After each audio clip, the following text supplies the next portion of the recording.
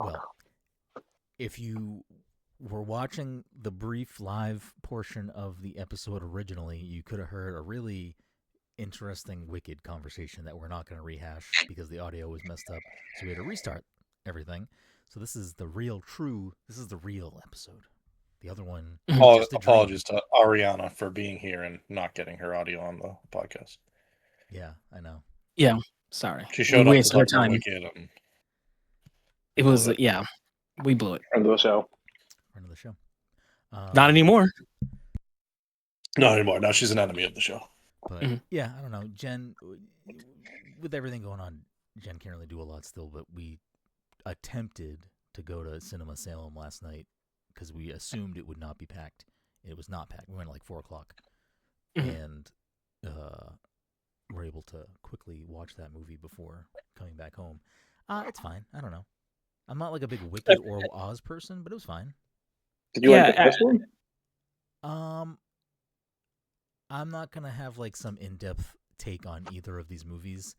I do think that their music is funner in the first one, so I think because of that, like I think tonally they're two very different movies. Like I think the first one has a lot more levity, and this one is a little bit more serious. A lot more gravity. Yeah, everything I've heard has been that even in the Broadway performance, the second act is the weaker act, and this movie is based off the second act. Mm-hmm. So everyone's like, yeah, this one's not going to be as good, but it's still making good money right now. Yeah, I'm sure it is. Jen enjoyed it. I mean, that's why we went. It was fine. I think if I was going to rewatch one, I would rewatch the first one personally, just because. I don't know, like, I think I've gone on record. Like, I still haven't watched either film. I think the only time I've heard Defying Gravity was at karaoke, so that's the only way I've ever heard the song. Okay. But that is the song I know. I don't know if there's any songs from the second half or from For Good that's... For Good. Okay, I don't know what it sounds like. Wait, you know that song? Popular, or whatever that one is. Popular was in the first half. But that's from the first one. From the first one. And that's a banger. And honestly, that was specifically what I referenced last night when Jen asked what I thought of the movie. I was like, I don't know. I'm like, there's that scene where they're getting dressed, and it's the song for Popular. I was like, that's probably the best scene in both movies. So that's what. How's Ariana? Ariana gonna get an Oscar nod? I heard she's the first. Variety says she's the first pop star to successfully cross over. They said last year though that she was going to get a nod for Oscars, and I don't think she did. Right? She didn't get a nomination last year. But that's a wild take to say that she's the first pop star to cross over into movies. I don't. Yeah, I feel that's not true, but I also can't think of. We just forgetting about Whitney Houston. Cher has an Oscar, doesn't she? Yeah. But Moonstruck. Oh, for what? For Moonstruck? Yeah. Moonstruck is a terrible movie. Whitney Houston had fucking. She was up and coming. I think. Also, Ariana Grande was an actress first. So. That's also true. I think the acting in both movies is good from like pretty much everyone across the board, especially because it's like they're acting and fucking singing and dancing. I don't know if there are points where there are like dance doubles, but like there's a lot of talent happening on the screen. Like there's a lot of talented people doing things on the screen. Yeah, there's a fucking lion there. The Oscar thing is like I don't know. What are the movies that we watched? We watched Friendship. Hold on. Let me look at my spreadsheet. I've never been into Wizard of Oz. The only time I liked Wizard of Oz is playing Dark Side of the Moon with Wizard of Oz. That's like pretty much the only time I enjoyed the movie. If you had asked me what Todd's exposure with Wizard of Oz before this was, I would have started with probably Dark Side of the Moon with Wizard of Oz. Yeah, that's fair. Let's see. We watched Friendship. We watched Sinners. Sinners this year? Yeah. This is crazy. It was early. It was like Sinners came out. It was like February, I think, maybe. It came out, and then like it was a while before it was on HBO Max, which is when I picked it. When I picked it. We didn't watch it for the podcast, but we watched The Naked Gun. That movie's Oscars. Yeah. It's not getting any Oscars. Which is a fucking shame. I watched it like 5 times now. Yeah. Fantastic Four. Fantastic Four, Fantastic Four. Steak, I Thunderbolts. guess take me out of it. What movies did people watch that are like gonna get award nominations? One battle. I think one Oh. battle after another. One battle after another is probably going to get. Sinners should get some. Sinners nominations. should. Sinners will be in a So I couple think for sure. Coogler's going to get ripped off on. I think he deserves it, but I do think P.T. Anderson deserves it too. And Paul Thomas Anderson's never won an Oscar, I don't believe. So like he is so due on a movie that is like people are like. He didn't get raving anything for about. their No Country. Anything. I think no, that was Coen's. Coen brothers. Okay, then There Will Be Blood. I had both titles in my head. I'm Just like, actor. it was Just one actor. of them. I don't think. Yeah, I don't think What he's would ever gotten be- anything. Who would be the other actresses that would be up against if a potential Ariana nomination? What would she be going up for Probably- Best Actress? I'm assuming. I don't know. I feel like Chase Infinity. I don't know if she's like the girl in I don't know if she's going to be considered a supporting or main actress. I feel like you're going to probably see a nomination for Regina from Scary Movie. Regina Hall? Regina Hall. Yep. Alphabet One was battle after considered another. the leading role in the first one.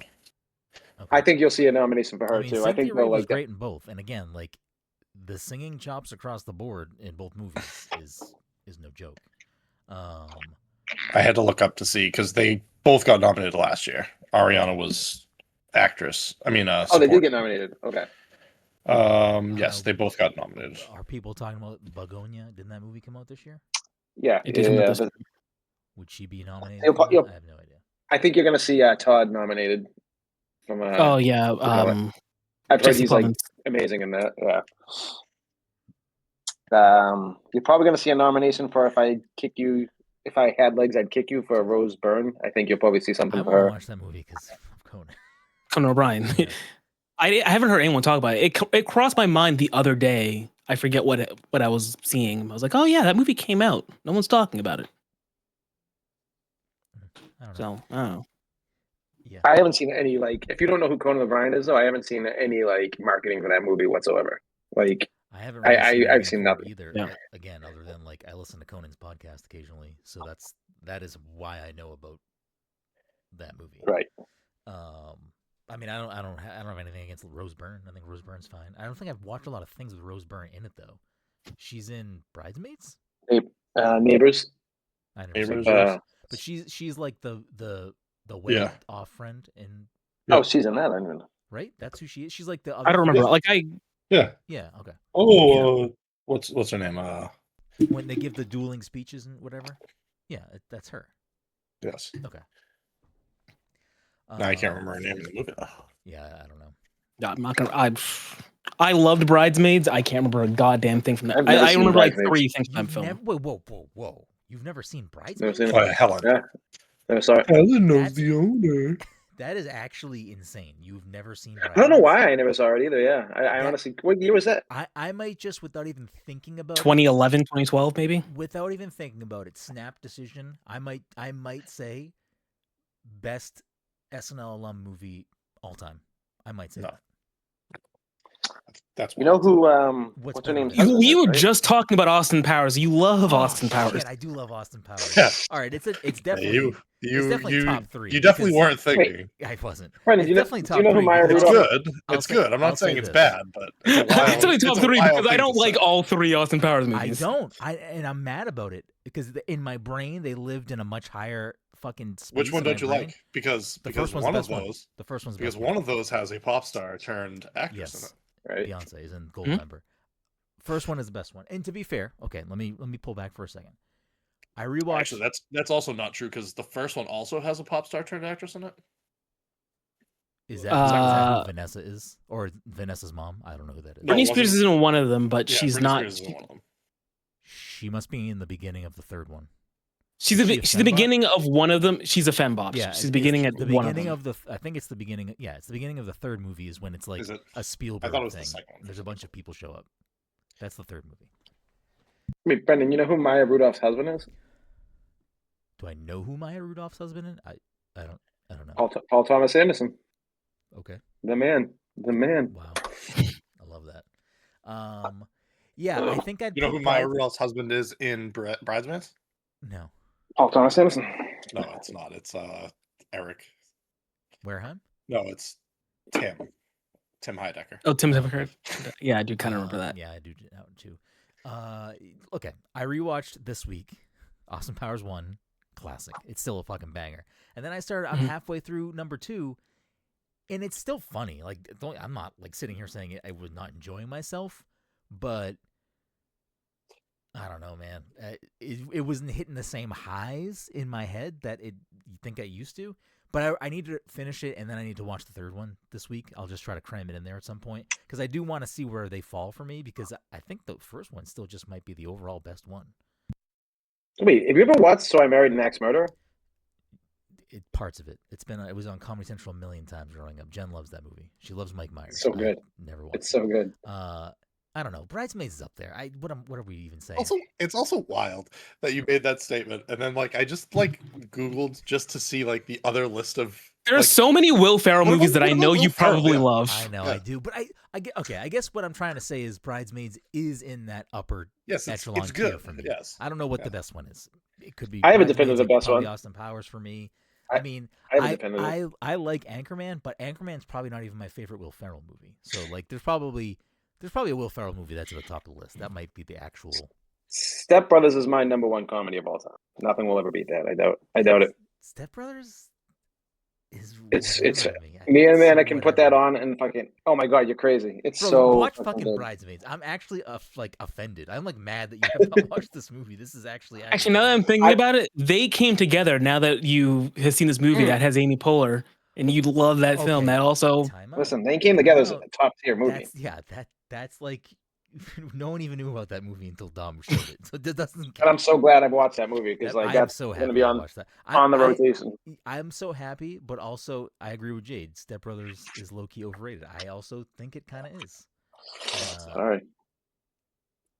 Damn. So far has better movies, and there are just better comedies. Honestly, I don't even think Will Ferrell is the best part of that movie. I think that Adam Scott is amazing in that movie. I think the father is amazing in that movie. No point did I say it's a bad movie, but I do think it's overrated. What did you say, Dom? I think Anchorman's better, but I also think Anchorman's better, and I love Anchorman. I disagree. I also think Anchorman's kind of overrated, but I like Anchorman way more than Step Brothers. I think it's accurately rated. I think it's accurately rated. Yeah. I think it's just rated. Yeah. I don't know. And we're not even I don't know. Get Adam Sandler the fuck out of here. He's not even I think Anchorman's every overrated. I like Anchorman, but I don't know if it was just TV Halloween, definitely. Yeah. 100%. Anchorman was just quoted too many times. Grown Ups too. No, see, I think Anchorman is accurately positioned in cultural zeitgeist. I think Step Brothers is overblown in that category. Oh, I disagree. I think I don't think rewatching Anchorman, I don't find Brick funny. I think his parts are stupid in the movie. I don't think he's funny. Brick killed a guy. It's I think a lot of the jokes don't stay in that movie, especially with Anchorman 2 and everything. And there's a certain. Anchorman 2 is its own thing. Yeah, but I don't know. We're going down a dark rabbit hole that's going to take up too much time on this podcast. Todd, you need to watch Bridesmaids. This is so aggravating to the point that I might pick it if you don't fucking watch it. So you need. I'll watch it. Sure, Amanda. It's still wild that you said top whatever. Okay, yes. You started with the best, didn't you? I do. You started with the best. I do take it back. That is the most wild statement that's been said tonight. The best. This is what really happened when I quickly tried to fill movies in my brain from SNL alone. How about for a period of time when we watched Palm Springs? Oh shit! You love Andy Samberg. You do love Andy Samberg. I mean, but listen, I like Popstar. Bridesmaids is better than Popstar. Come on, Popstar's not a top and Palm tier Springs film, is okay. Let's just take non-com. I mean, it is kind of a comedy, but it's a little more serious. I wouldn't put that in that kind of. Yeah, I wouldn't put that in the same. It's still an SNL alum. Correct. You're the one that backed yourself into the hole. This is what I'm gonna. I don't know what to tell you. I'm gonna let my brain Can I say my pick to MacGruber? I've never seen MacGruber. Although I will say Will Forte probably I'll do say it. Just say I'll it. say Just I'll say say it. it. I'll say You've been it. Say saying it a so, lot of stuff. say it so you can walk into another rake. No. I was going to say top 10, and then I stopped and said I'll say top 15. I feel more comfortable saying that without thinking than top 10. Top 10 might be too aggressive, but I do like Will Forte. I think he's like. I like Will Forte too. I don't know if he's top 10 or 15. Okay. We should at some point do a full other episode without Todd about SNL. What? What do you mean? I feel Todd like I fucking like hates SNL. I like old SNL. I fucking Yeah, Joe I don't- Piscopo, top of the list. yeah. Yep. I used to be obsessed with SNL. I think I just don't like the more recent stuff. I don't find funny at all. This is where my brain went when I was quickly trying to parse, like, oh, where's Bridesmaid SNL alum? I thought Blues Brothers. I have no opinion on because I've never seen it. And then I guess Ghostbusters would. I didn't even cross my, Ghostbusters, Wayne's World. didn't even How cross my about brain. How about Okay. every Eddie Murphy movie? Okay, again. A Night at the My Roxbury, brain Superstar. went Blues Brothers and then Adam Sandler, and I said funnier than all that shit. I didn't consider anything else. That's fair. When you think about a movie that you've never seen before, and then movies just that Adam you just Sandler don't like, movies. Yeah. then yes, I can see how you could come to the conclusion that what my number brain did one. very quickly.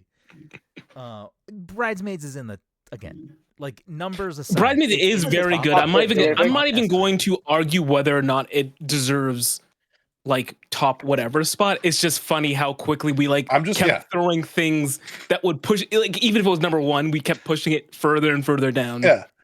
The problem is that like it's a good movie. Todd, you should watch Bridesmaids. But that was the most wild statement you could have said. Again, I misspoke. I got excited. I got defensive. I also think Kristen Wiig is definitely for me probably a top 10 SNL cast member. I could see it be debated that way. I'm not gonna do it. More SNL than you. Well, yeah, what I'm gonna say is that I'm just gonna venture to guess that your top 10 has more older cast members in it, like old SNL people in it. Older than what?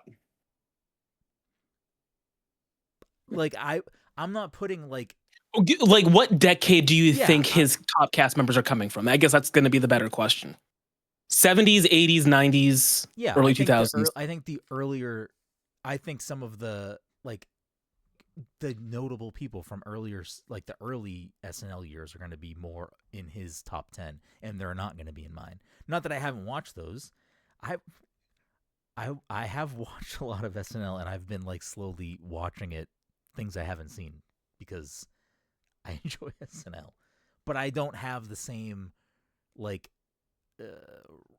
reverence for certain older cast members. Yeah, LeBron's your GOAT. I mean, fuck Jordan, LeBron's your GOAT. I mean, I get it.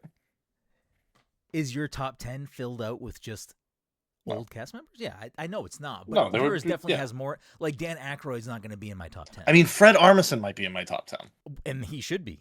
I agree with that. Fred Armisen is a fucking stone. But I feel like if you talk to most people, that's like a wild statement. But he would probably be in my top 10. All I'm saying is that your top 10 would definitely have more older, and mine probably wouldn't have any. Yeah, but no, I think that's wild. But I would also we'd have to define the bounds, because I would not consider people that I don't know, people like Eddie Murphy. I wouldn't put as, how long was he on SNL? Like 10 years. I guess he doesn't. But there are other people that were on the show for a shorter amount of time. Yeah, my top 10 are Jenny Slate, Robert Downey Jr., Ben Stiller, Julie Louis-Dreyfus. Julie Louis-Dreyfus. I was Sarah Silverman. Sarah Silverman. Christopher Guest.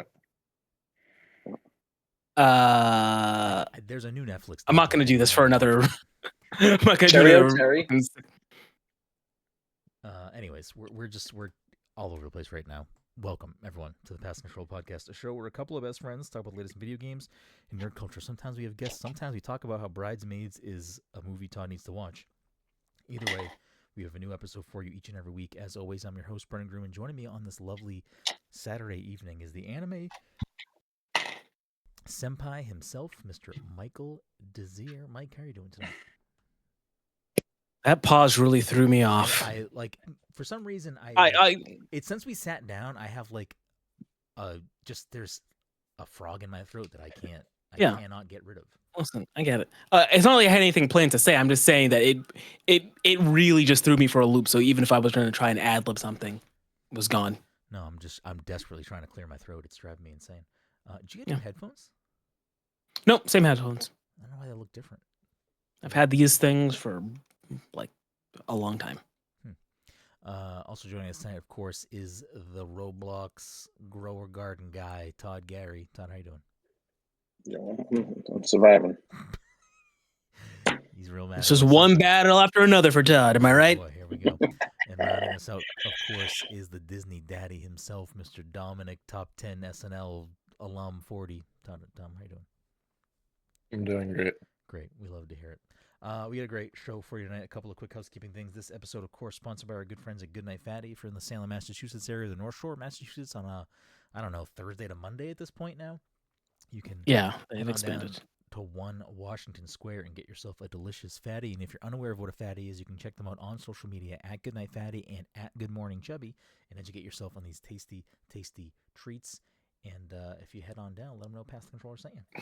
A couple. Did you try the Wicked Fatty this weekend? I did. Whoa. I ate one last night, and I ate half of one last night, and I ate the other half of it tonight before we started recording. It was good. It was good. It's not bad. Yeah. We got that and the other non-peanut butter one.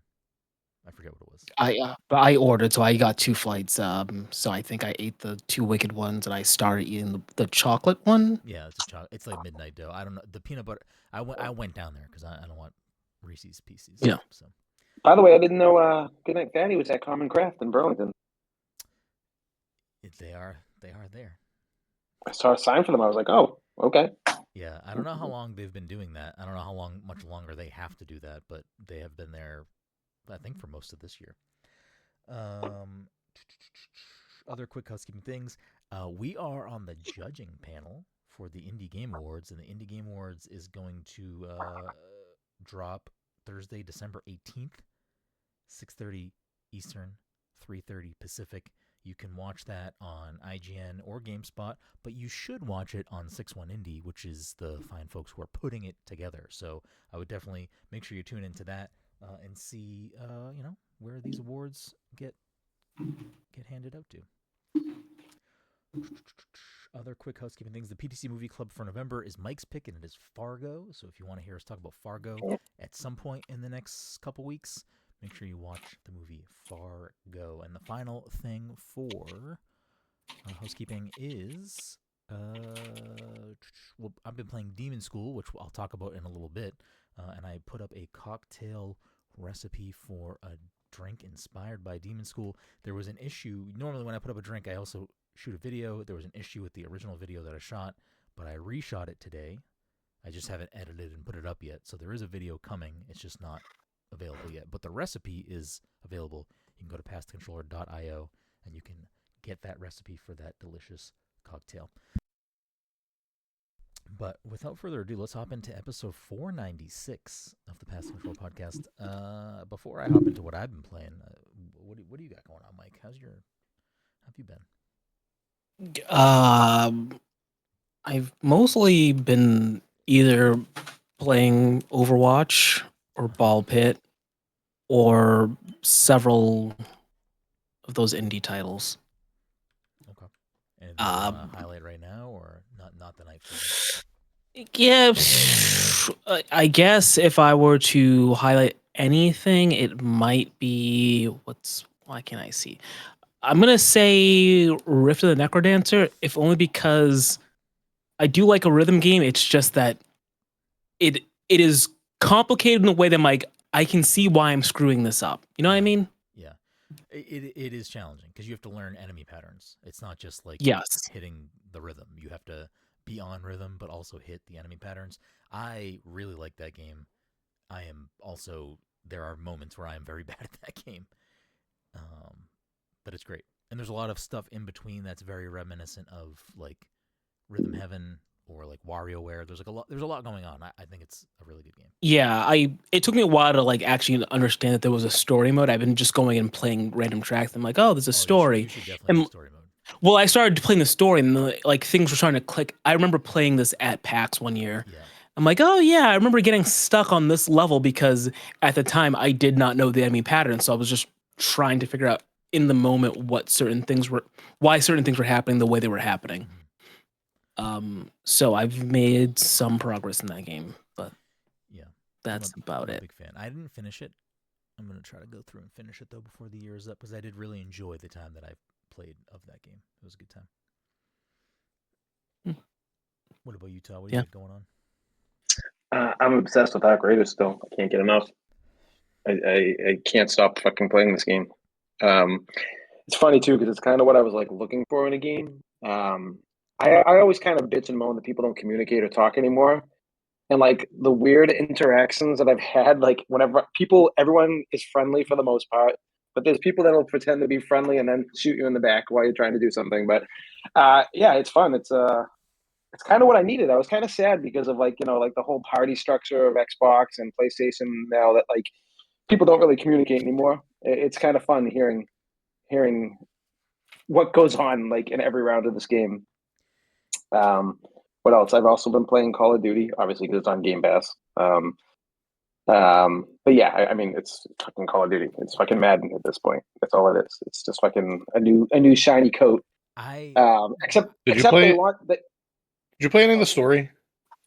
I didn't even bother. I did for a second, and I was like, I can't do this. I heard the campaign is absolutely wild.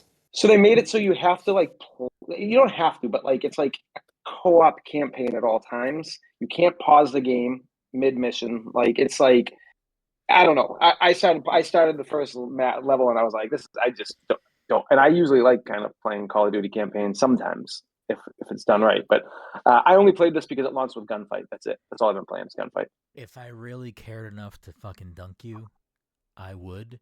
There's 1,000,000% an episode within the last month or two where you said you would not play Call of Duty this year, and I said you absolutely are going to buy or play. I'll always download if it's on Game Pass. Like if it wasn't on Game Pass, it would be. It's the sales are fucking terrible for it. Terrible. Like it's so bad. Definitely had this conversation on the podcast, or we were playing Fortnite or something. We talked about this somewhere, and I said, and what did I say? You said my biggest thing. You said you were. I said my biggest. First, I said you're gonna be done with Battlefield. I'm not gonna buy this game. Oh, and then I said once Call of Duty comes out, you're gonna play that game and beg me to play it, and I'm never gonna. So the only reason I'm even playing Call of Duty, I won't beg anyone to play this. But the only reason I'm playing Call of Duty is to give multiplayer achievements for just getting to the highest rank. So I'm just gonna rank up like I did last year, and I'll probably be done. But I will stay for Gunfight as long as they keep it around once in a while. But what else? So something else too. Oh, and I'm playing the game you wanted to talk about later, CloverPit, which we can just wait till we get to that point. Go ahead and talk about CloverPit. Yeah, it's fucking great. It's so simplistic, but so good. Dom or Mike, have you guys seen this? It's on Game Pass. What's it called? Oh, CloverPit. Yeah, I saw it. Yeah, it's basically like Xbox I don't want to call it Balatro because it's nothing like Balatro, but it's like Balatro meets like Inscription meets like it's its own play on that type of genre, like the gambling genre. It's just like a slot machine though. So it's like, and there's little like power ups you can get to like kind of like Jokers in Balatro that will change the direction of like certain patterns you get for the slots and everything. But super easy in and out. Like play a 15-minute round, and I don't feel like I'm have to sacrifice my whole life on a game. You think the game is easy though? No, like easy to get in and out of, like pick up and put down. Like, you know what I'm saying? I can do a quick round or two and not feel like, I feel like everything these days, like I don't have time to play anything. So this is a good palate cleanser in between like other games. Yeah, you don't have time to play anything because you're fucking playing Call of Duty and Arc Raiders. I mean, I can't stop playing Arc Raiders. That's all I'm playing at this point. Yeah, I'm at a point with CloverPit where I don't know how much longer I'm going to play because have you finished a run or no? I have not. No, Oh, so you're not even playing the game. You're not even playing. You haven't finished a run yet? I keep on getting to like the one before you get the first draw, and I can't keep on choking on that, or like I can't get a single. Yeah, I'm like right I think what's a run consist of? Is it like getting through, like getting the first drawer as a run, basically? Yeah, but I think every time you get to the key again, it's more money. I don't think it's Okay. I think Yeah. keeps No, going yeah, up. because it went up in price when it went from like whatever it was to after I got. Maybe I did get through a round. I don't know. Did you get a key? I'll have to check. No, I didn't get a key. So then it wouldn't have. I don't think it would have went up. Oh. It goes up after you get a key. Did you I think- open a drawer? No, I didn't even try to open a drawer. I was just fucking. Yeah, you need to get a key. So you didn't get the key yet. Okay. But I beat the 4th round. How many rounds is it key? I don't know. I think like I think the first key is maybe 13,000 or something like that. 12,000. Oh, so I must have got a key and just not opened the drawer because I got I died on 2200 was what I was trying to get to. Yeah, 13,000. Oh, 13,000. Yeah. Oh, okay. Gotcha. Yeah, I like the concept of the game. I like the game is great, but it is More luck, less skill. No, I mean it's I mean it's a roguelike. Everything is luck and RNG and chance, but there are ways to manipulate the game to benefit you. Because you keep comparing it to Balatro, I'll also just stay in that vein. It's an easy comparison because they're both based off of, like, I mean, I guess they're both sort of based off of gambling. Balatro's not really based off of gambling. It's just using cards as a thing, where this is using a slot machine, which I guess a slot machine doesn't really exist for much outside of gambling. Which, to be clear, you're not gambling in the game. You're not gambling, but it's just using that framework. Balatro was such a successful game for me because it was just like, use your knowledge of how cards work, and then there's crazy stuff you can do to break the game on top of that rule set. I guess it is still kind of similar, because I was gonna say, like, that made it easier for me to start playing and, like, get better at it, where this doesn't have that same hook for me, which I guess it kind of does, because, like, I know how a slot machine works, but some of the ways that you need to learn how to, like, play the runs and, like, break the game in your favor, I haven't been able to fully grasp. So I'm at the point of, am I going to keep trying and failing to figure out how to bend the game in my favor, or have I, like, already kind of gotten a little over it? I don't know. Does the game feel like Buckshot Roulette? It definitely, like, looks like it. I get that, like, when I watched the aesthetic. trailer in the Xbox presentation, I was like getting a lot of Buckshot. I thought it was going to be like a spin-off because of how, like, the graphics and the feel to the game like looked. I keep on saying it's like I thought it was just going to be not- I thought it was going to be like another room in, like, the Buckshot Roulette, like I thought you were going to, like, walk through and. Oh yeah. I keep on trying to say like it's like Inscription. But I think like the vibe, not so much like the gameplay or anything, but like it has that like kind of vibe of like the eerie kind of what's. There's more going on to the game. It's not just what you're doing there. Like, there's is I mean, I don't want to spoil stuff. I don't spoil myself. I would hope there'd be more. But I think there are multiple ways to beat the game and, like, multiple endings to the game. I mean, if you interact with other stuff in the room, there's clearly something going on story-wise, where Balatro doesn't really, as far as I know, have that. Balatro's a little bit more straightforward of just, it's a video, sort of like video poker in its, like, most basic ways, and then on top of that, it's just a fun, roguelike card game that you're building decks off of. Yeah, I don't know. CloverPit's a good time, though. Like, my frustration with it is like, these types of games I'm never gonna put enough energy and time into to be real fucking good at them. But Balatro's probably the closest I would ever get to doing that. CloverPit it's not the same feeling I'm getting from playing it. So I already know it's just going to end up falling into the same bucket as most other roguelikes like this do for me, just because of me specifically. Like I don't think it's a bad game. I think it's a great game so far. It's a perfect Game Pass game. Like, it's like probably not something I would have. Maybe I would have bought it. I don't know, but like I think it's like I would have bought this. I don't know how much I it just is, it wasn't on my radar, and you mentioned it to me. I probably would have bought it because it does look like a game that I would enjoy, or at least have enough fun with to be like, all right, I got my fill of this game. But I'm never gonna like break the game and be getting fucking millions of payout. You know, like I'm just not gonna. I know I'm not gonna do that. So. Did everybody watch the partner showcase? I didn't. When was that? I didn't.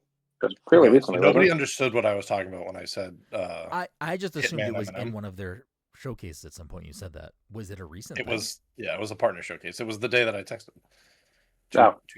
Tuesday. I was just curious because CloverPit was in. Yeah, CloverPit was in it, and that's why I was like. Huh?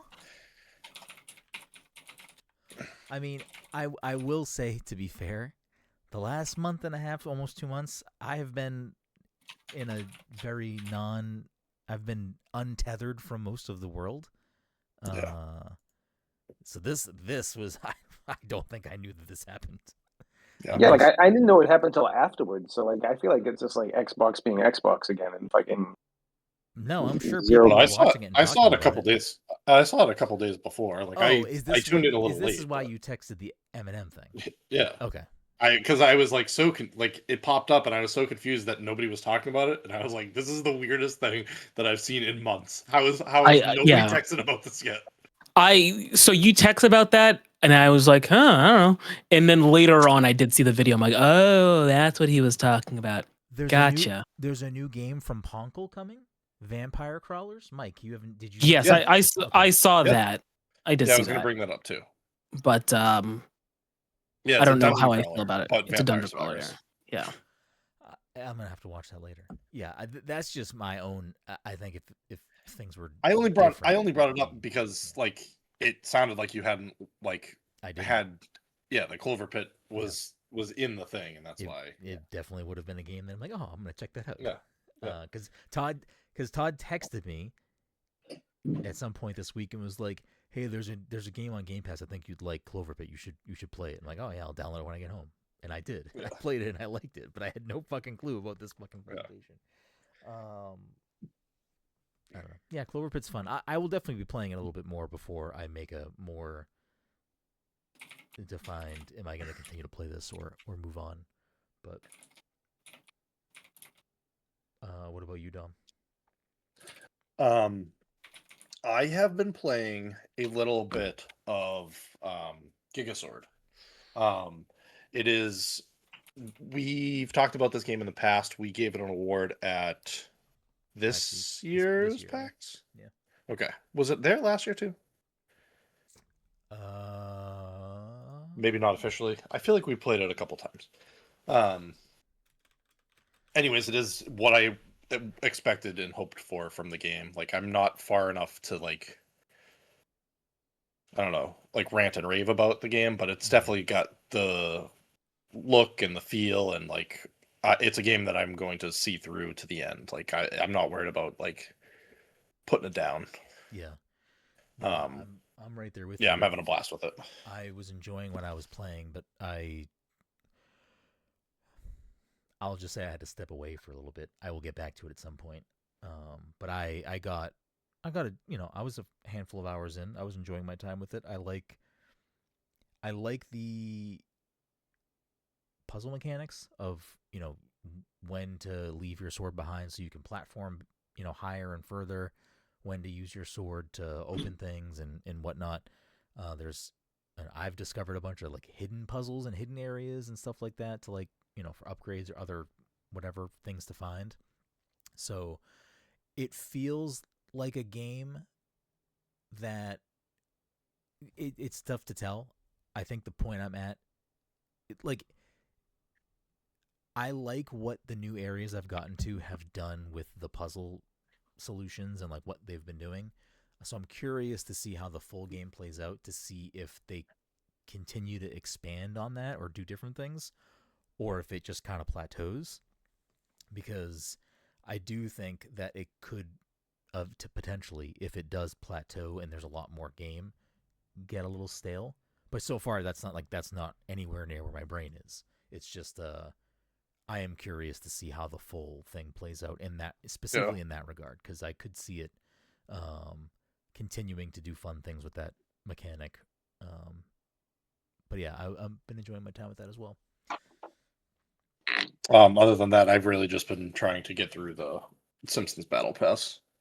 Yeah. Which, I mean, we could quickly touch on, because we haven't really talked about Fortnite this season. I mean, how are we feeling about this short season with The Simpsons? They definitely went all in. Yeah. They could have gone in more. They definitely could have. But I don't think they've ever gone this far in on any of their seasons, like especially with like a non-Fortnite thing, like a No, that's what I keep reading about online. It's like they really like left Star Wars out to, like, they did nothing for Star Wars. They just added a couple like locations. Like, this got a full fucking brand new map. It got new graphics. Like, yeah, this one's gonna be hard to beat. I think for me personally, this one. I also kind of agree, and like this is also to say, I also hope that when they do collab seasons, that they don't all just turn into that. Like, I don't think they need to do that, but I think Simpsons is such a lush thing to pull from that, like, you know, it just works the way that they're doing it. Like, I think it's like there's so many like Easter eggs for fans. I think it's just a fun map without that if you're like just playing it and not super invested into The Simpsons. But yeah, I mean, I watched a video on like a bunch of Easter eggs that I didn't realize were there. Like, there's a lot of detail in there that it's clear that some people that work on the game really fucking like The Simpsons. Yeah. I don't know. I hope we get a dedicated Star Wars season that does more like Star Wars biomes and like you don't need to change graphics or anything. Like, just keep it the regular Fortnite stuff, but like give me like a Hoth area. Give me a Star Wars season would be dope. I mean, they've done stuff. Same thing with like Marvel. Like, a Marvel season would also be fucking dope if they went if they actually went in with it. Yeah. You were gonna say something, Todd? I'm just so confused that Quentin Tarantino is involved in Fortnite. Yeah. And like, it's insane to me. Like, how big I love it. I love it though, but it's so funny. Like, the fact that he was there and like Uma Thurman was there. And, like, not that, Todd. They're remastering the story that got cut out of Kill Bill. Yeah, in Fortnite. It's crazy. It's legit if you buy a ticket to the whole damn affair, the whole, what's it called actually? The whole it's in there. Bloody Affair? Yeah, you get the Go-Go skin for free. You get the Go-Go. Oh, well, really? you get it for the price of admission. You get if you buy the ticket, you get the skin for free. Yeah. Interesting. They're putting it in theaters? Yes. Yeah, they're putting it both movies together. Again, I have been MIA. I have not been. You ever seen Kill Bill? Also no. Oh wow. Movie Club do a lot of great things for me. But I'm just actually surprised because I feel like out of all the Quentin Tarantino movies, I feel like that's probably something you would have seen on your own without us even telling you to watch that. Yeah, I mean, when we were in high school, that's when Kill Bill came out, right? Yeah, I feel like 0304. I feel like Kill Bill was like a pretty prevalent pop culture thing around that time for me. I just don't watch movies. I definitely wasn't watching movies then, unless it was fucking Marvel or Pirates of the Caribbean. Yeah, we saw those. We did see those. Or a Seth Rogen comedy. That was my The whole Bloody Affair. Or we were still Transformers movies were still good at that point, or we were at least going to see them, right? I mean, the first Transformers was like 07, so yeah. Okay, so like right after high school. Okay. All right, I just want to say, Kill Bill came out in 2003. There's a film that came out in 2002 that I know you saw in theaters, featuring a pop star turned actress. Oh, A Walk to Remember. Let's go, baby. No, Crossroads. I was talking about Crossroads. Yeah, I saw Crossroads because people wanted to see it. We snuck into it. Crossroads. We sat on the floor. Britney Spears movie. I couldn't tell you anything about that movie. Feel good film. I couldn't. I definitely didn't see it. I also don't think we got. I think we got kicked out of the movie theater because we snuck in. So I don't even think. I watched the You movie. didn't actually see it. Yeah, I don't think I actually saw it. I saw the Now you beginning can of sneak the into movie. any They're movie. like Back jumping then you couldn't. around on a bed, and that's like I think that's all I remember. I don't know what else I saw. I'm pretty sure we got kicked out of the movie. I don't know. I also didn't see it, so I can't speak to it. Yeah, Mike, A Walk to Remember was like Chris. probably the year before that. Yeah, I don't think I was that far off. No, you were not. 2002.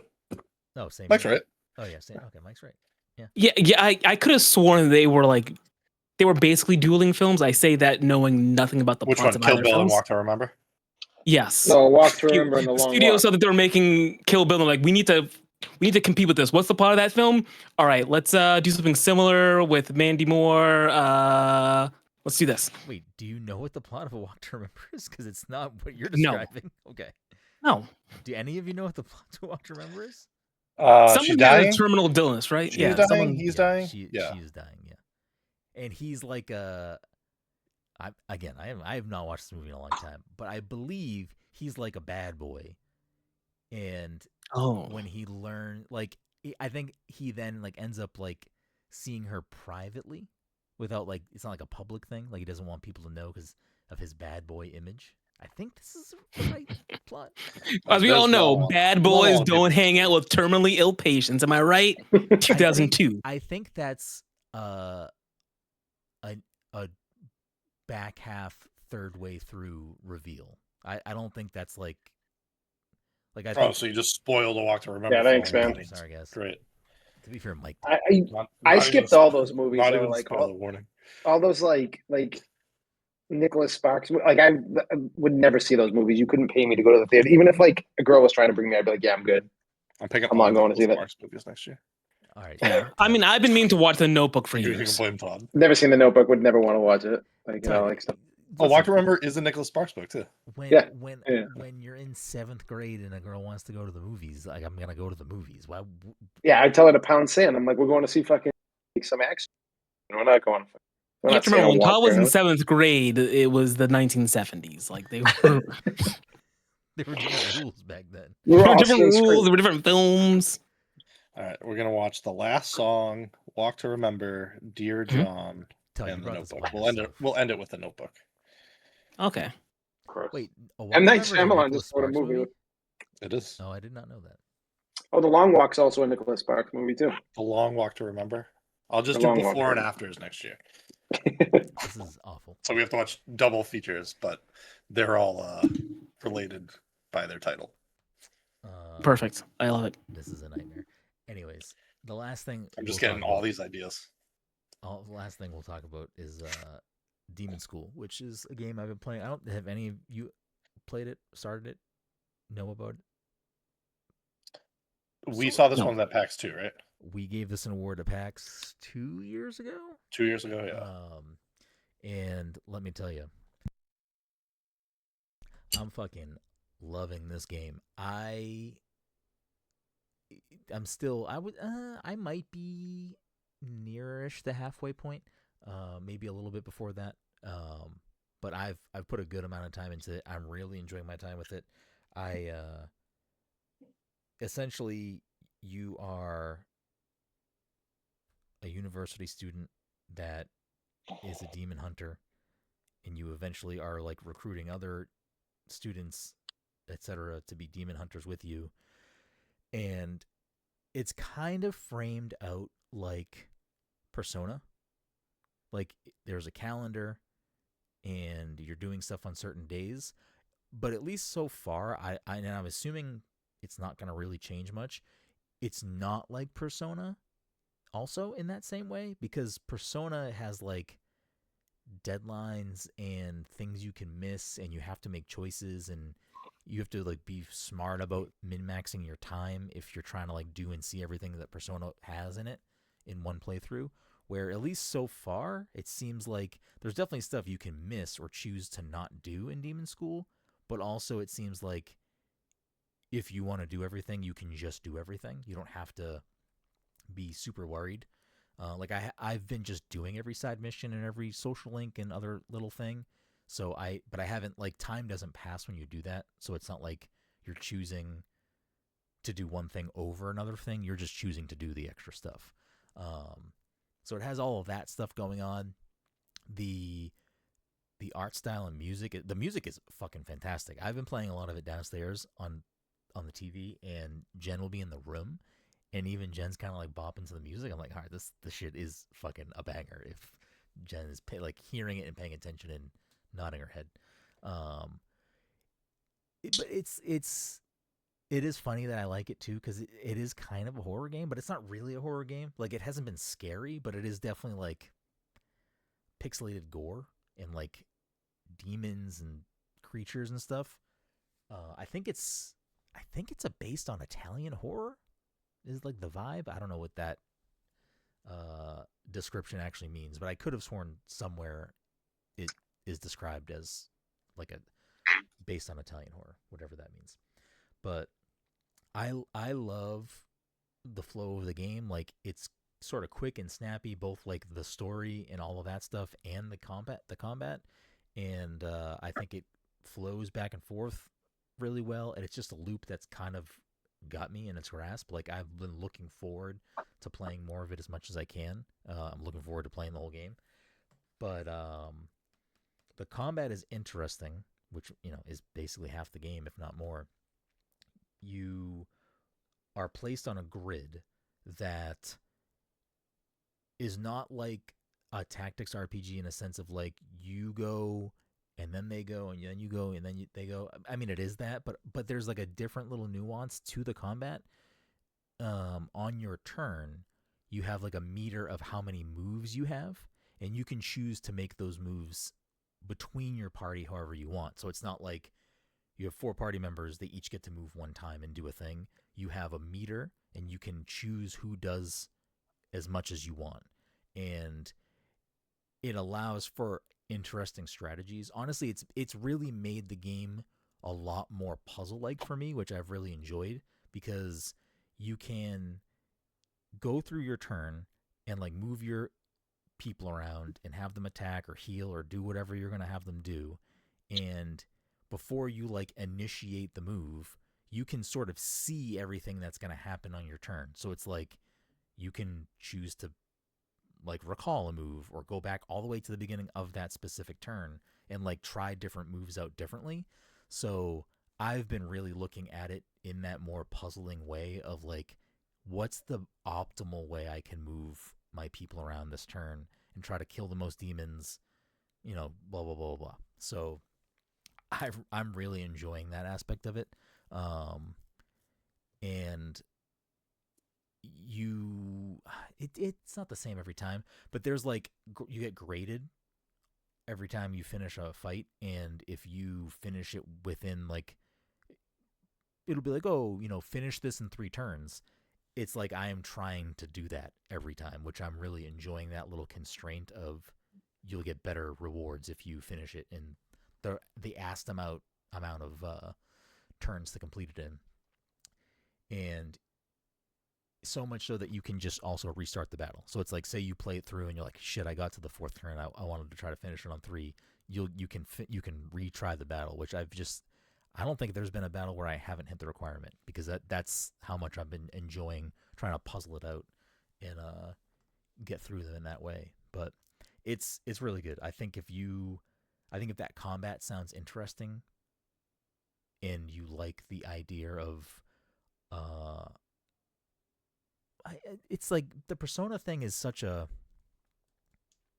it's clearly influenced by Persona, but it is so different than Persona in so many ways. Like, it's not like Persona. I think a lot of people get turned off by the stress of like, am I making a poor explanation here, Mike? Of some people, I think, get turned away immediately from the idea of Persona because of the timing thing, like because of the scheduling. I mean, that's I like Persona, but that's kind of like a deal breaker for me. Is that whole? It's the same thing with 3 Houses. You know, like having like to go back to a school and do all this stuff, and not so much time that like I have to be a dungeon and everything, but like the whole like I don't like anything timed. I hate shit like that. So it really just has that as more of like how they're moving the game along, and not like you have to do things. You can only do one thing a day and one thing at night. It's like, no, you can just do everything on that day and then progress this. Then just go do the next main story mission and move forward. Or you cannot do any of that extra stuff and just go do the next main mission story and keep moving forward. But yeah, I've been really enjoying it. I think it's definitely something that I'm gonna have to ponder at the end of the year, where if it falls on my list of favorite games. I think right now it is enjoyable enough where I'm pondering that. So looking forward to finishing it. I think it's just a good time. So far, I wouldn't say it's doing anything like phenomenal or phenomenal is not the right word I was looking for. More of like doing something very, very different. I like the combat a lot. I think it is very fun, but I don't know if it's like something groundbreaking or anything like that. But yeah, Demonschool, I would check it out. That's what I gotta say. You think it's on your radar, Mike? Being a Persona fan, even though it's not really a Persona like? Maybe. I remember when we saw it at PAX, I think I thought it looked interesting, and I think you'd made the appointment to play, and I just kind of hung around and watched you play, and I was like, oh, this looks kind of interesting. So like, yeah, it might be another thing. I would never commit to something. Yeah. But if I found my way to like at least trying it out, I might change my mind. Yeah, it's I think it's interesting. I think it's worth looking into. I actually think, even though we did give it an award at PAX, and I enjoyed what we played at PAX and talking to them at PAX, I think that's a game that didn't demo super well in that short period of time. Whereas like playing the full game, I am really, really, I'm probably enjoying it way more than I thought I was going to, based off of what we had played at PAX. So, yeah, Demonschool.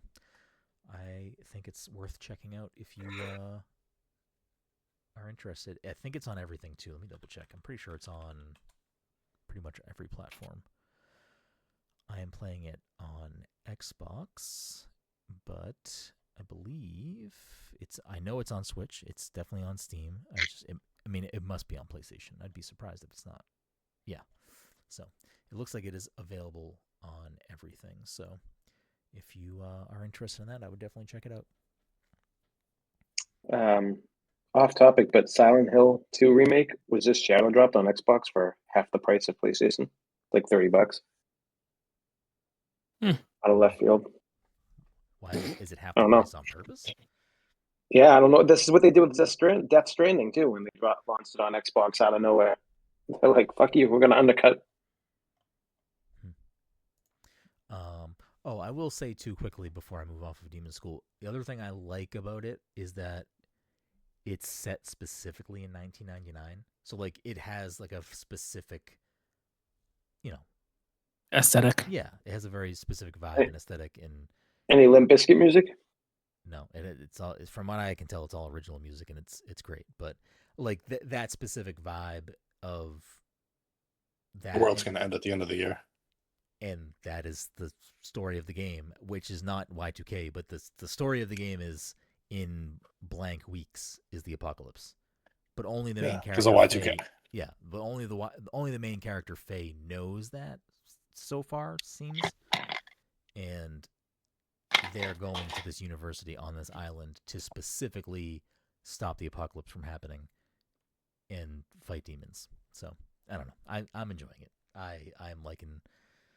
It is scratching that little goblin part of my brain, and I'm having a good time with it. So, enjoying what it's doing.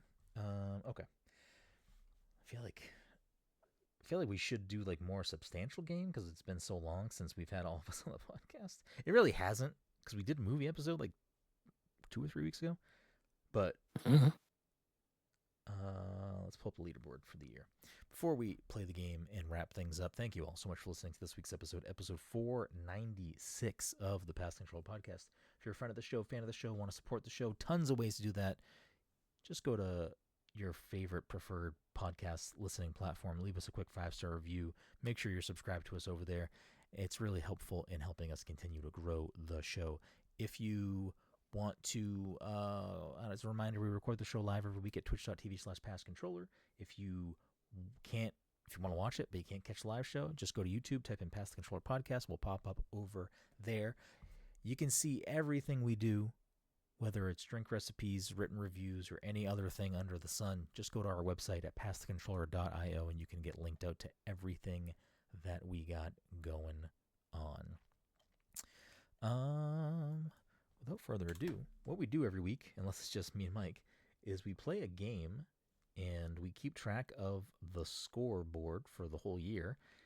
Right now, Dom is in first with 68 points, Todd in second with 58, Mike is in third with 44, but does have 12 parentheses points, which would put him at 56 if those counted, if they count at some point. So Mike's creeping up with these solo shows. Anyways, since Mike's technically in last place, and also actually in last place, because even if you add those points, you're still in last place. But Mike, hit me with a year. I kind of want to pick 19. We'll say 2002, the year of Brendan's favorite movie. Oh shit! Is he gonna pick Crossroads, the game? Okay.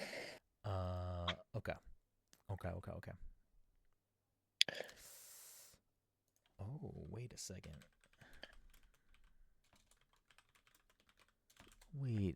Oh, okay. Never mind. I thought that was 2002 was the year the GameCube came out. It's not. 2001 is. But perfect. Anyway, 2002. Mike, we're just gonna live here for the duration of this game. If it works out, let me check and see if it works out. It does. I feel like we may have done this game before, but I am not sure. Mike picked 2002. We're gonna stay here for gaming the meta. The way this works, we're gonna pick 3 games. Whoever gets the closest to the Metacritic score on the most reviewed platform gets the point. If anyone gets a bullseye, they get a double point. Mike, you want to go first or last? I'll go first. Okay. Released August 26, 2002. Super Mario Sunshine. Sunshine. I had a feeling you would say that. I'm going to say 78. Okay. Todd, Super Mario Sunshine. I'm going to go 92. Okay. Dom, Nintendo GameCube. Or as Mike, what'd you say, 78? He said 78. As Slim Thug would say, smoking on that endo. GameCube Nintendo. GameCube Nintendo. Is it Slim Thug or is it someone else?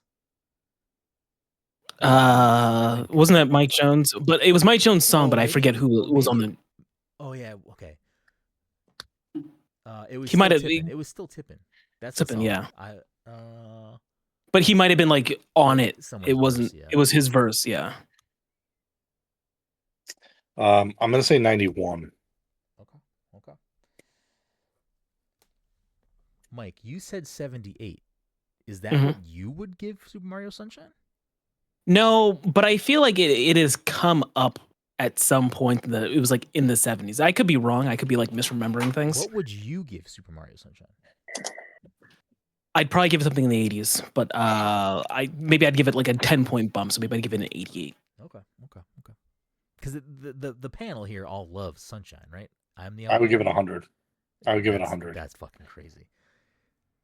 Is Dom being serious or no? Broken games, I guess. Because I'd give it 90. No, I think all. No, I would give it. I would give it a mid. I would give it a mid 90s. I love Sunshine. I want to love Sunshine. I have fond just memories think of Sunshine that game, is like platforming wise. There's something off about it. It's like slippery. It's not. I feel like it's been a long time since it's been a long time since they really played it. When it came out, I think like quirks and all, I think I like had a handle of the mechanics. When I revisited it, I think I just had trouble doing the things. Like I think when I was younger, I was logged in when I had to move the C stick to change the camera angle to do the thing I want to do. Yeah. Now when I have to do that, I'm like, I don't know what's going on anymore, man. Yeah, I don't know. I want to love it. I don't. I tried to replay it when it came out on the Switch collection, and I'm like, I don't know. At some point when I really do have some downtime, I will commit to just playing through it and see if my mind changes. I love Mario. Like, that's not a secret. Do you, though? You don't love the best Mario game. I mean, I do. Arguably the best game all time, SNL alum, Super Mario Bros. 3. No, Super Mario 3D World.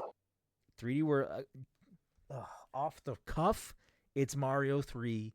It's 3D World's my number 1. Forgetting all the Will Ferrell movies again. Yeah. It's Mario 3. I mean, Mario 3 for me, for sure, is number 1. My top 3 outside of that, in no specific order, is probably 3D World. And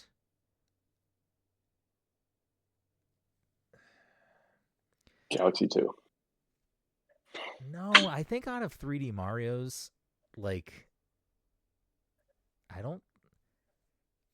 also don't think Galaxies is up there as. Anyways, I mean, wow. Listen, out of the 3D Marios, it's, if we're including 3D World, that's the top. I wouldn't put that there because I think it's like that in between. 3D Bowser's Fury though is definitely 3D, so I would put that up there, I guess. But I don't know. I think 64 is still fucking goated. I think 64 is like, I think it's still like it definitely has some cobwebs on it, but like I also think it still holds up incredibly well for what that game is and when it came out into today's time. Like it's still really, really solid. Yeah, Super Mario 64, that was just remastered. And when I say remastered, I mean like, let's say Mario Odyssey graphics and stuff. I think that'd just be a great game. Yeah. I also love Odyssey. Like, it's not my top 3, but I like Odyssey. Todd is out of his mind thinking Odyssey's a bad game. Not my top 3. Anyways, all right. We didn't say who won here. Todd got a fucking bullseye like a little bitch. He would get a bullseye. I thought you were doing. He would get a bullseye in fucking Sunshine. Yeah, go figure. I thought you were. I remember us talking about Sunshine maybe it was a year ago, but I remember us all being surprised at how high the score was for it because I think we might have picked this game a long time ago. I think we did pick it at one point. I am still surprised looking at it because I do think that it is better a great game. No, I feel like people like close to 100 that fucking game when it came out. Not just you. No, I was probably defending it because fucking everyone was shitting on the GameCube in general. How can you shit on a GameCube? I literally bought that for. You couldn't play that anywhere else.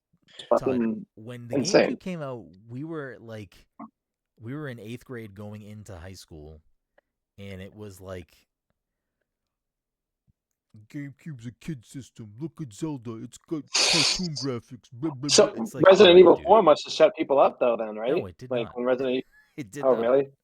Because that's what got me to buy one. I can't remember how long after it released that came out. The GameCube has classics on classics. Wind Waker, I don't give a fuck if you have a problem with the art style. Wind Waker is one of the best Zelda games. Metroid Prime is one of the best first-person shooter games. And Sunshine's, it's an okay Mario game. It's the best Mario game. So. Anyways, okay. We're going to stick on this. We're going to stick here. Here.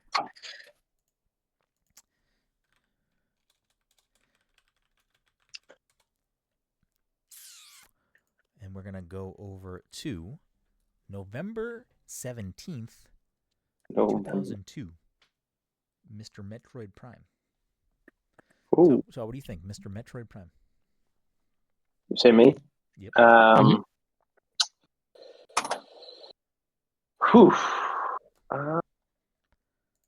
going to say 88. Okay.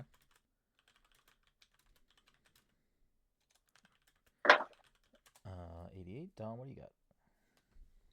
I'm gonna say, Mike, what are you thinking? What are you thinking, I'll be honest. I don't know anything about Metroid Prime. I feel like I'm just gonna pick a number in the 90s. I don't know what number yet. I'm just gonna pick a number there. I'm gonna go. Then I'm gonna go. Shit. This is tough. I'm gonna go 90. I'm gonna go 96. 96. Mike, in 88 and 96, what are you thinking? Blowing on that endo. GameCube Nintendo. GameCube Nintendo. It is Slim Slug's verse. Okay. Let's say 94. Damn. Have any of you played Metroid Prime? I haven't played a Metroid at all. I played some of it remastered. Okay. Oh, actually, I might have that was played some last of the year, one on the. I don't know what year it was. It might have been 2 years ago, Dom. It was recently. Was it? Yeah, it was either 1 or 2. Maybe I bought it last year. Yeah. What was the one that was on the DS? That was like a multiplayer game. Metro. Oh, the one that was like free with the DS, maybe. For- Metroid Prime yes. Hunters. Yeah. Yeah. So Yeah, not that's- Federation. I played that. Force, not like the last one of the last. Okay. Yeah. Okay. No. Well, that's a game. It is a was game. Fine. Hunters was fine. It was really just like a game that was cool. They That were they just- could make that happen on a DS. Yeah, exactly. Because that was DS. That wasn't 3DS. That was the DS. That was DS. I don't know if you like Metroid. Do you like Metroidvanias? I don't think so. Yeah. I could be wrong. Maybe if I gave it a shot, maybe I'd enjoy it, but I feel like I probably don't. Have you ever But, played any Metroidvania? Not that I can think of. I don't think you'd like Castlevania because I feel like Castlevania games. I are feel like harder. I would get upset having to backtrack. I feel like it would just. Okay. I feel like Yeah, it I would feel just like Mike annoy would me. put it down. Yeah. Because he would put it down for a week and then he'd be like, I don't know what I'm doing anymore. Yeah. And Wait, you should try Hollow Knight then. yeah, you should definitely try Hollow Knight then. Hollow Knight. Dude, I'm like halfway through Silksong. I'm finding the bosses, the two guys that are dancing around. Oh shit. Yeah, that's why you need to play Clockwork, Hollow Knight. You can't play the sequel first. Right? Well, Dom is the closest with a 97, one off from that. Why? Like, I feel like I remember the list of like top 10 games on Metacritic, and I never feel like I see that in that list. I mean, there's probably a lot of 97. There's a bunch of 99. There's a bunch of 99 and 98s, yeah. What a fucking year! Oh my god! I wouldn't have guessed that it was 97. I only said 96 because I had to I just wanna, navigate Mike's 90s. I don't. I feel like when people talk about like one of the best years, quote unquote, in video games, I feel like no one ever really mentions 2002. 2002 is crazy. 2002 is Super Mario Sunshine, Metroid Prime, and Wind Waker. That's just GameCube. So is that the year GameCube came out? Did No, we say that? 2001. But like, so aside those from weren't Sunshine wasn't a launch title? no, no. I think part of like the conversation around GameCube was that Mario wasn't a launch title. Instead, Luigi's Mansion was. What was mentioned? Okay. Again, I still think GameCube also had a fucking banger launch lineup because it had Luigi's Mansion. Yeah, Melee. which I didn't play. It had Melee, and it also had fucking Pikmin, the first Pikmin game. Like that's a dope fucking lineup. So 2002 is Metroid Prime, Super Mario Sunshine, the first Kingdom Hearts, Vice City. Vice City. Ooh, Vice City. Morrowind, which people love. I'm just like scrolling through things that I know people love. I said Wind Waker already. I don't remember if Tony Hawk 4 was good or like one of the like better ones. I don't remember. Was the first Mafia game good, Todd? People go nuts for that. First one was good. Second one was like the best one though. Metroid Fusion, which I think some people put Metroid Fusion as potentially the best like 2D Metroid game.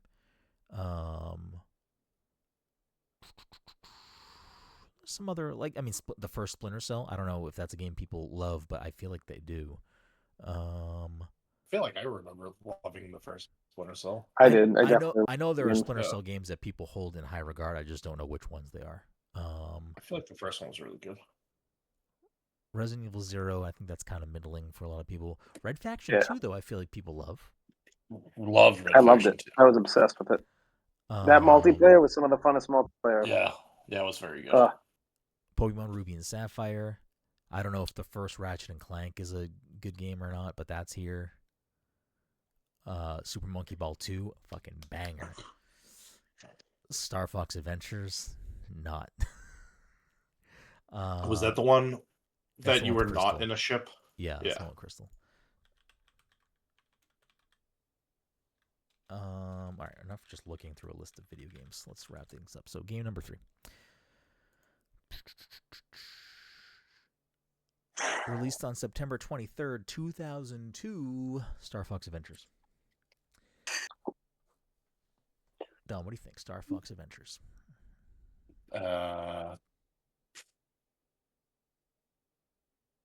75. Okay.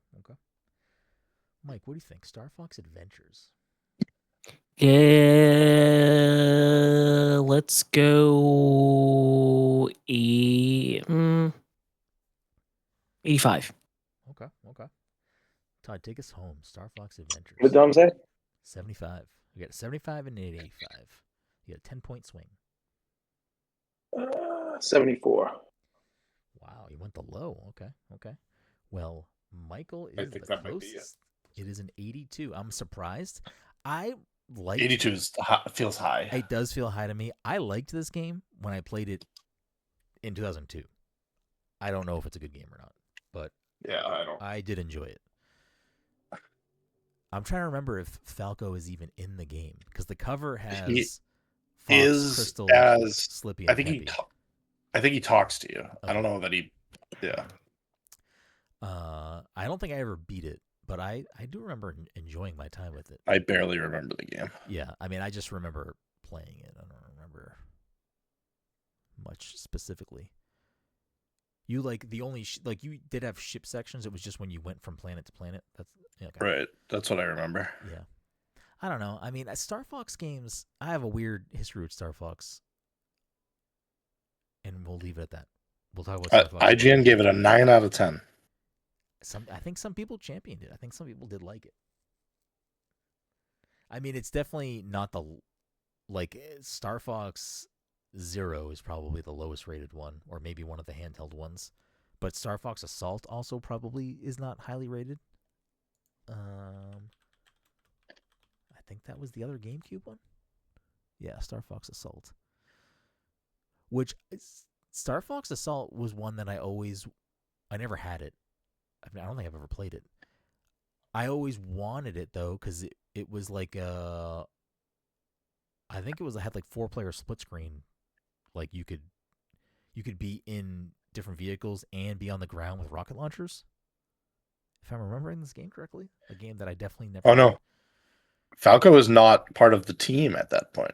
Okay, he left the team prior to the game's events. Yeah, I thought. But Rob is there. Robert. I love Rob. Anyways, that'll end the week with not everyone picking up a point. I mean, everyone did get points. Mike's at 45, but Todd picked up a double. So Todd is now crossed over into 60. Mike is at 45, and Dom is sitting pretty in first with 69. Nice. But that'll do it for this week's episode 496 of the Pass the Control podcast. We appreciate you. Be good to one another, and we'll see you next time.